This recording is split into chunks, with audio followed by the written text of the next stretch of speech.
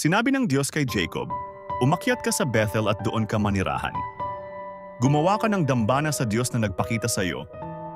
Kaya't sinabi ni Jacob sa kanyang sambahayan, "Alisin ninyo ang mga Diyos-Diyusan, maglinis kayo at magbago ng damit." Inilibing nila ang kanilang mga Diyos-Diyusan at hikaw sa ilalim ng puno sa Shechem at naglakbay sila. Pinangyari ng Diyos na katakutan ang bumalot sa mga nakapaligid na bayan kaya't walang nangahas sumalakay. Pagdating nila sa Bethel, nagtayo si Jacob ng dambana at tinawag ang lugar na El Bethel. Doon namatay si Deborah, ang yaya ni Rebecca, at inilibing sa ilalim ng isang punong roble. Muli ring nagpakita ang Diyos kay Jacob, binasbasan siya at muling pinagtibay ang kanyang pangalan bilang Israel. Habang naglalakbay mula Bethel, nanganak si Raquel. Nahihirapan siya sa panganganak ngunit ipinanganak niya si Benjamin. Doon din siya namatay at inilibing sa Ephrata na Bethlehem. Si Jacob ay nagtayo ng haligi sa kanyang libingan. Pagkatapos nito, nanirahan sila sa kabilang panig ng Migdal Eder. Doon nagkasala si Reuben nang siya'y sumiping sa asawang babae ng kanyang ama na si Bilha.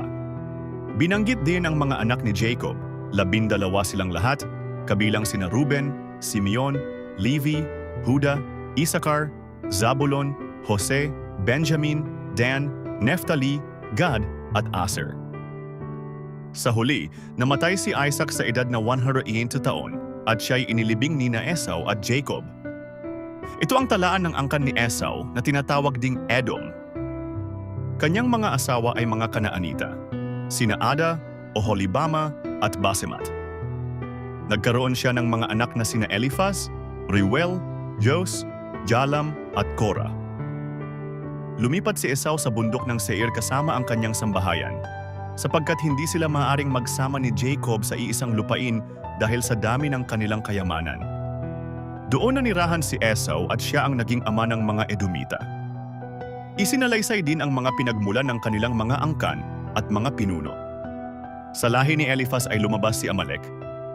Mula sa kanilang mga pamilya ay lumabas ang mga pinunong Edomita na naghari sa Seir bago pa nagkaroon ng hari sa Israel. Ito ang mga hari ng Edom, si Bela, si Jobab, si Husham, si Hadad at iba pa.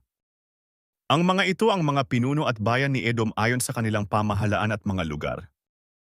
Kung nagustuhan mo ang buod na ito mula sa aklat ng Genesis, huwag kalimutang i-like ang video at i-follow ang page para sa mas marami pang Bible stories at aral mula sa salita ng Diyos.